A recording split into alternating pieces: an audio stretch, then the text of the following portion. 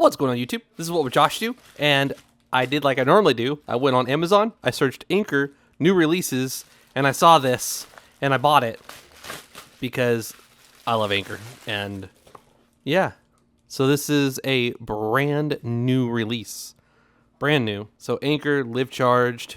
We got the serial number there on the top of the box. Just says Anker Live Charged. We got some more information here on the sides. On the bottom, we have the model number and the UPC. And then on the back of it, it says Anker Nano Charger, 35 watts, built-in retractable USB-C cable, the model number, and all the other good stuff. So we are going to go ahead and open it up.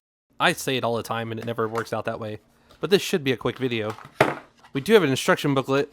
I don't understand that. I mean, this is my instructions right here. This is for me. This is great. Look, it says pull, and it says plug into the wall, and it says connect your phone. Like, come on. Taking a look at the adapter, it's pretty simple, pretty straightforward. Nothing, Anker, nothing.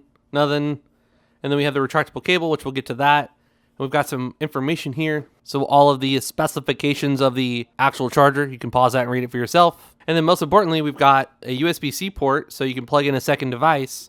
Or if you break this cable, you still have a charging port there.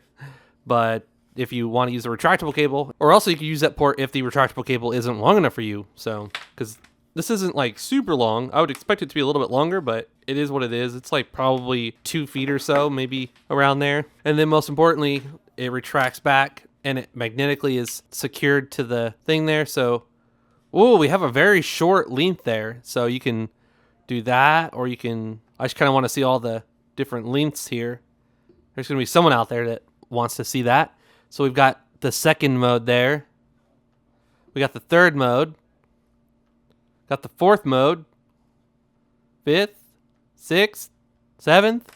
I think there's about 7 different ones. So there you go. You can make it super, super short or a little bit longer. Where's that at? There's a sweet spot. There we go. So pretty cool, pretty cool. All right. Let's connect it to the wall here, and then we'll connect it to our S25 Ultra, which shows super fast charging. So pretty awesome. It's going to definitely get 25 watts. Pretty neat, pretty neat. So that's good, that's good. To see exactly what's going on, we can use a USB-C tester, and it's showing that it's using PPS to charge the phone. So that's a good sign. It's going to work absolutely fantastic with Samsung phones. And then we have the 17 Pro Max here. So we'll just go ahead and connect this up. It says PD 35 watts. And with iOS 26, we get the little thing that shows 58%. In 26 minutes, you'll reach 80%. And there you go. So we are definitely able to get 35 watts on our iPhone here. Our battery is at almost 60%. So it's not going to charge at its full speed. If it was at like 10% or 20%, it would charge a little bit faster. But hey, I'm seeing 33 watts right now.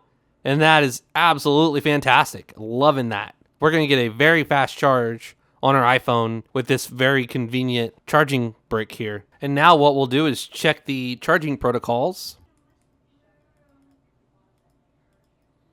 All right, so right away we see that we have a lot of different protocols, which is fantastic. We have Quick Charge 3, and then we have FCP, and then we have SCP, and then we have AFC, and then we have PD3, which shows 5 volts to 11 volts at 3 amps for PPS, and 20 volts at 1.75 amps. So you can plug this up to your MacBook Pro and charge your MacBook Pro. And say you want to use this to charge a Steam Deck. You can absolutely use this to power a Steam Deck. As you can see, our battery is fully charged. All right, so it seems to be a pretty capable little charger. I would like to see one that's 45 watts to support full charging speed on the Steam Deck and super fast charging 2.0 for Samsung devices. And now I'm charging my freaking iPhone 17 Pro Max at 42 watts. And so this thing would be able to do that if it could produce a little bit more power. But so far it's pretty good, and this little built-in cable is super convenient. I guess one last thing to test is the split power. So, all right, so we have the iPhone connected to the built-in retractable cable, and then we use the available USB-C port, and we have this little 1-foot Anker cable going to our S25 Ultra, and then now we'll turn on the unit. Okay, I definitely was not expecting that at all. We're getting 15 watts to each freaking device. I was not expecting that. Normally what you would see is it would absolutely tank the performance. But no, you're actually getting power delivery on both of the ports. So it's 15 watts per unit. And the Samsung is charging at a fixed voltage and not using PPS. And as you can see, we are drawing 37.5 watts from the wall.